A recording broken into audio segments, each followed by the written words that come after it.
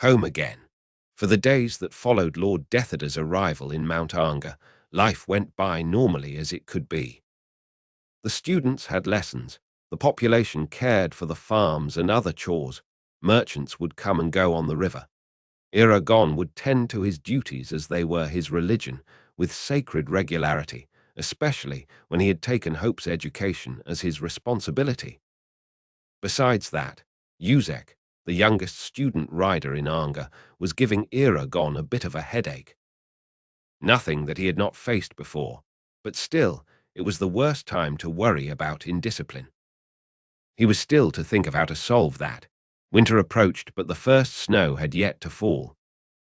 Nasuada sent a message through Triana, saying she would arrive soon, since Roran had already taken his post as her hand and first in command in her absence. She didn't say, however, who would bring her east, if it was going to be Murtog or Arya. He hoped for the latter, but suspected it would the first. Eragon was cleaning the treehouse in hopes that Arya would decide to accompany Nasuada when he heard Saphira agitating herself by the river, and inside her mind he saw why. Forgetting about his chores, he rushed outside. Fernan and Arya, Saphira. They are here. He walked to stand by the river and wait for the pair, and was surprised to see Murtog and Thorn as well. The little thought of concern started to make its way inside his brain, but he tried to push it aside for the moment. Saphira could not contain her excitement and took to the skies, willing to meet them in the air. I told you they would come, little one. I told you, Eragon laughed. Aye, but you weren't so sure either. She dismissed his teasing and focused on catching up with Fernan and Thorn, who were already a mile and a half away from the treehouse. Eragon saw the flames the dragons produced. Eragon's teeth knocked together from the impact. They were three giants at a little more than 20 years of age. With a swift move, Arya unbound the straps around her legs and jumped down. Eragon's heart sped up, for he did not know if she was still bitter from their last conversation. He hoped not, but in the end, Arya was a master in hiding her feelings. He could hardly read her. Nasuada was helped to the ground by Murtog. When they were all on 2 feet, Eragon approached them. First, he greeted Nasuada by bending the knee to his queen. She tried to dismiss his submissiveness, but he ignored her protests. Your Majesty.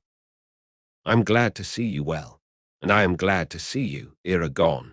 She opened her arms and signaled for him to rise. Then they held each other. After that, he was pulled by the forearm by Murtog, who pounded on his back with a heavy hand. Good to see you, brother, he said. Aye, Eragon replied, and surprising too.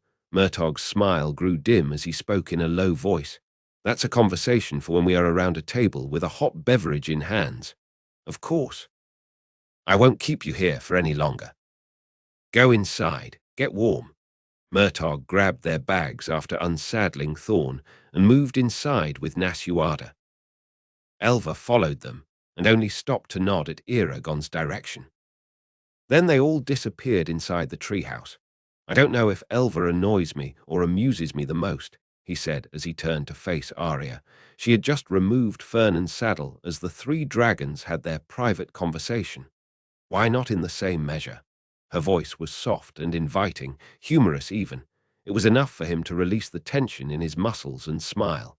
Arya performed the elven greeting first and laughed. He completed it and shook his head, also laughing.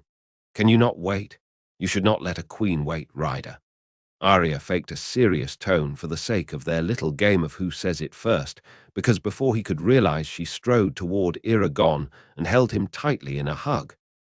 Her arms around his neck were constricting, but he didn't complain. It was all that he wanted. It appeared that the turbulent conversation they had more than a week before was not enough to appease her fondness for him. He let out a relieved breath to think of it.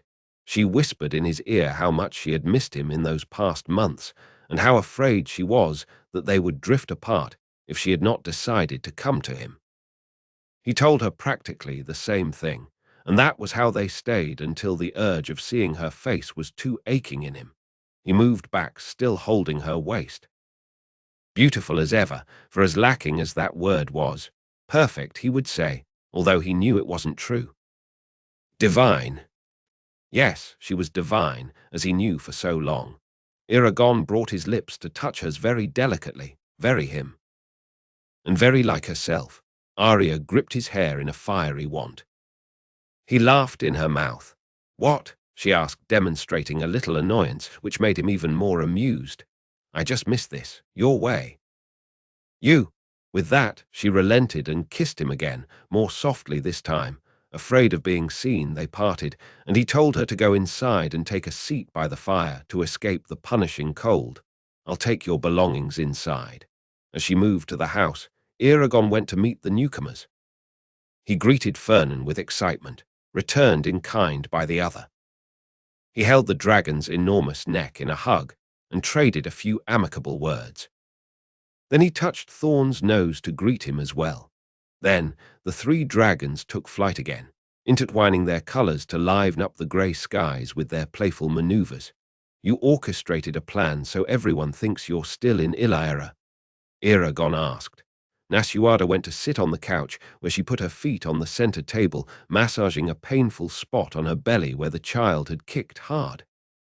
Eragon followed her to lean against the fireplace, but Arya and Elva heard the conversation from the kitchen. Murtogh sat by her side with a concerned look. I thought it was safer that way, so the word of my absence doesn't reach Orin's ears. My guards are taking turns outside my chambers, as I'm too far along in my pregnancy to sit on my throne, so no one is suspicious. Murtogh is referenced as being in a mission, and Roran says that he will consult me when making a decision. He was given a free hand to rule, of course, for I trust he will have my best interest in mind. Our best interest, she said and frowned when she felt another kick. Eragon pointed at her stomach and said, Not very long now, huh? We were hoping for 5 more weeks, but I don't think she will be able to carry the child until then. That's why I'm here, so I won't miss the birth.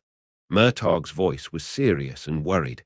Nasuada patted on his knee and dismissed his concerns. It will be all right.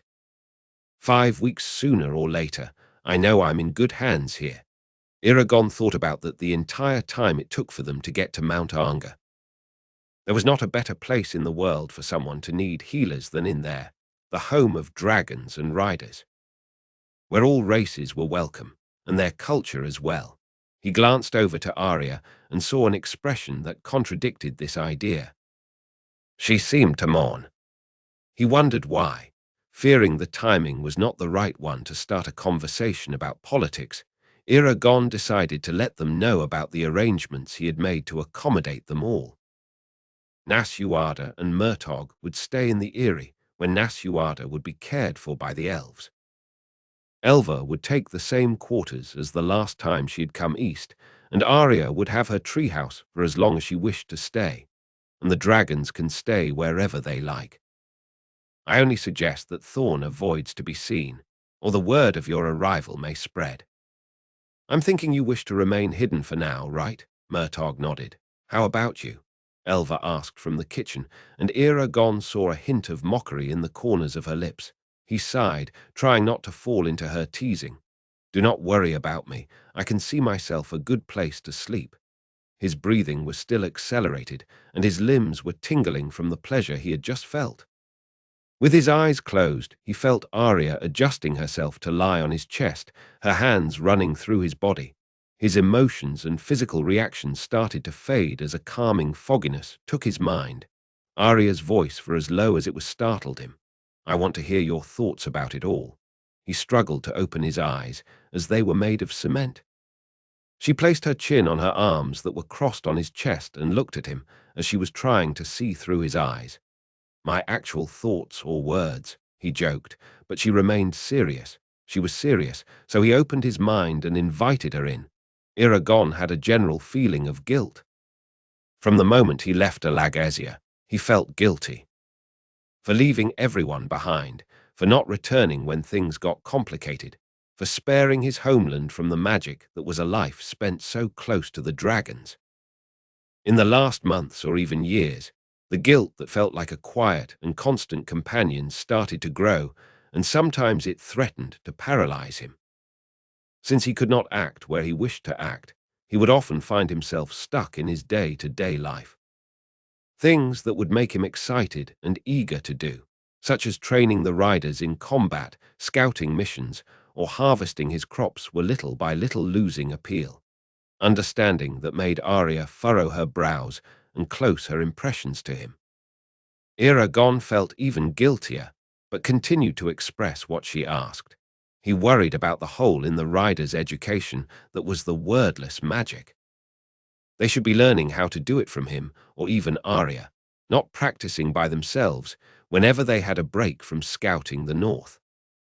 Avelina was very capable, but she was also inexperienced. She should not be the one instructing the others, and there was the matter of the war between the kingdom and Serda. He heard from his usual sources, the merchants, that the people on both territories questioned the action of the order to prevent the war. Serdans thought of Murtagh's marriage to the queen as an imminent coup by the order. On the other hand, the people from the kingdom wanted more involvement coming from the riders. Someone told him that the citizens of Bellatona demanded the arrest of King Orin for invading their city. It sounded reasonable, but was it really? Orin could seem justified in his intentions, so was Nasuada.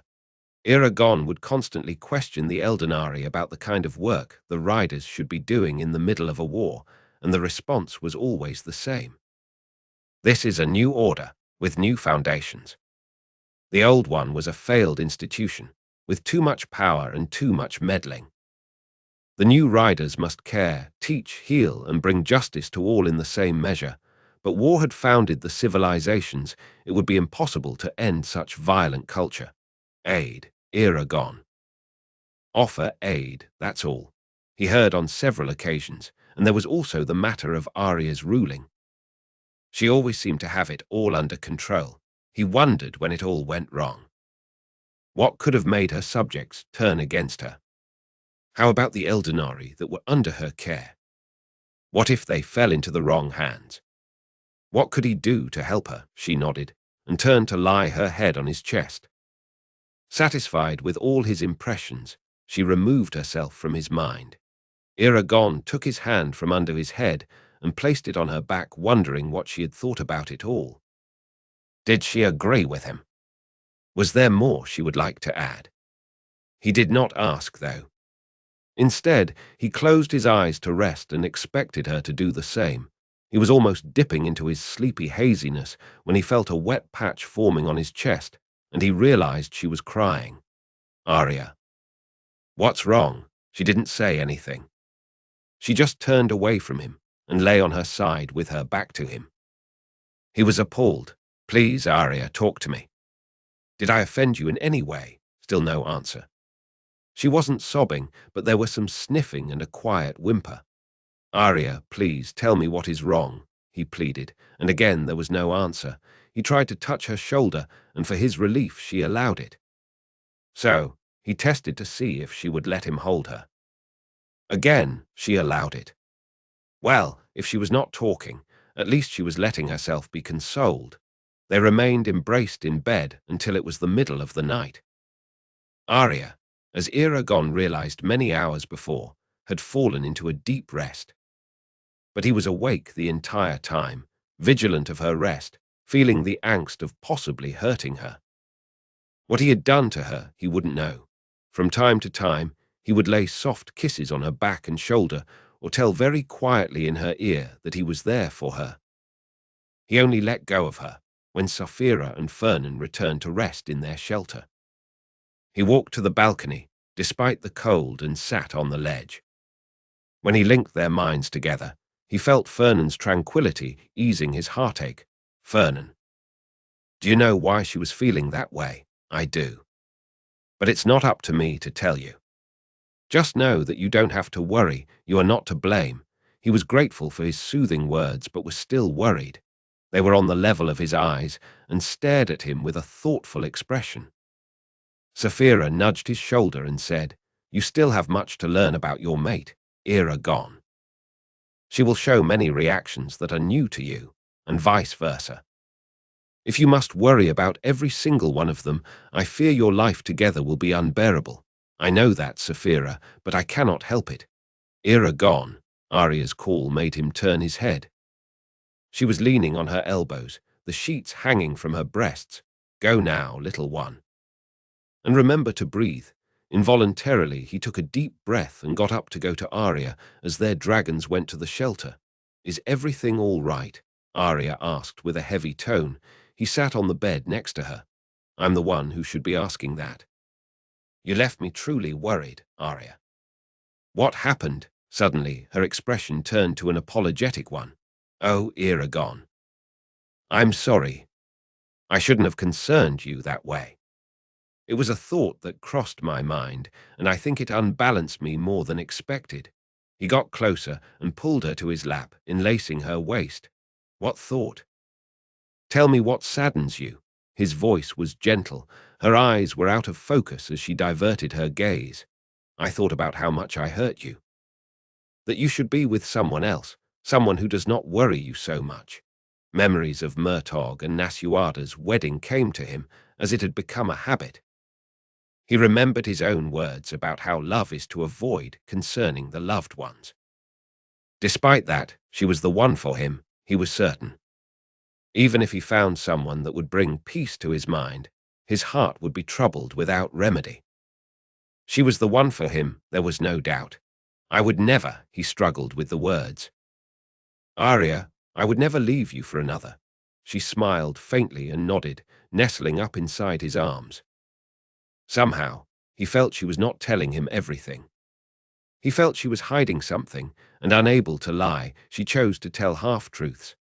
I always thought that you would be the one choosing someone else, one of those stuck-up lords of yours, or an elven prince, he said playfully, trying to lighten up her mood.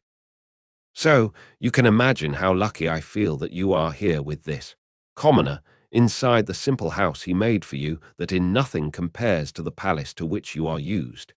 He was joking, but the subtle self-deprecating tone had a hint of truth. He thought she would laugh at it, finding it a good jest. But she sat up straight and looked him deep in the eyes. You really think of yourself as inferior when compared to me, did he? I don't think about it. But it sounds right. She was appalled. You don't see yourself, do you? That question hurt his pride a little. I believe I do, otherwise I wouldn't know my true name. Seeing that she had a raised brow, he added, but I also see you, and there's no comparison, Arya. You are. He lost the words again. You are better, surprisingly. His pride did not take a hit from this idea. Better, she rolled her eyes. Stop the flattering, Ryder. I am already yours, he laughed and shook his head.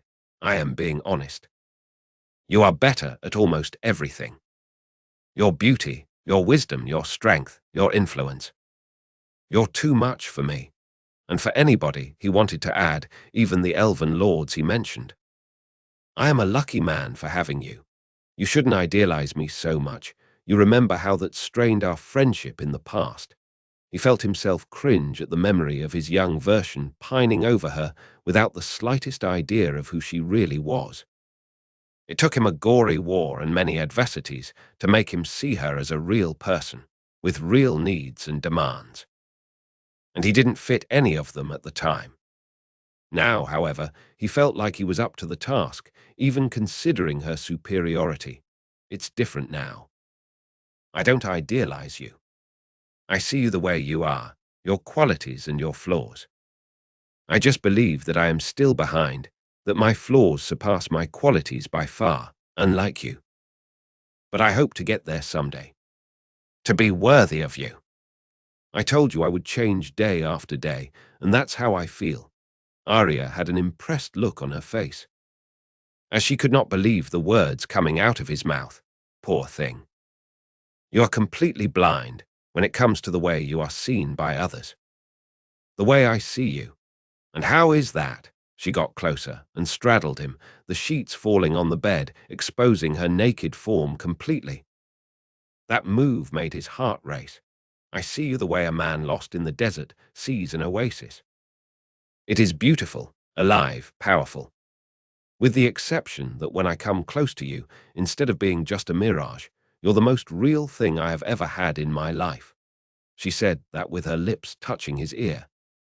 It was so seductive. He felt his head become light and his lower belly burning in wanting. He closed his eyes to enjoy the feeling. She moved in his lap to adjust herself to face him, and that caused a wave of pleasure to hit him in his core. "Arya," he called hoarsely in a moan, "and that's how I see you. As my oasis and only mine." Her breath kissed his mouth before her lips did. She was involving this time, rather than dominant as she usually was. He loved it both ways, so he let himself get involved in her slithering all through the night until Eardale greeted the new day. Arya let Eragon rest as the sun came out and went to the balcony to watch the first colours of the day. She wrapped herself in a thick blanket and sat on the ledge. After carefully shutting the layer that worked as a door, she took a deep breath and saw the air come out opaque from the cold. Any time now, and the first snowflakes would fall. She could not wait to see Mount Arnger the same way as the painting above their bed shone. Her anxiety, however, had nothing to do with the weather, and everything to do with all the secrets she kept from Eragon. When she was away, it was easier to live with it. Now that he was so close to her eyes and within the reach of her hands, she felt suffocated. She wondered when she would have the courage necessary to tell him about their lost, unborn baby. Or if she would do any good in telling him that by becoming mates, they were putting her life in danger. Eragon was part of the plot against her in ways that even Arya couldn't fully understand, and she debated with herself how much of it he should know. She glanced back through the layer to see him asleep. Calmly asleep. She had come so close to telling him all that the night before, but faltered for some uncovered reason. He saw her crying and comforted her, but never knew the full extent of her sorrow. She cried for the reasons she mentioned to him, but also because of the ones she could not mention at the moment, afraid of his judgment.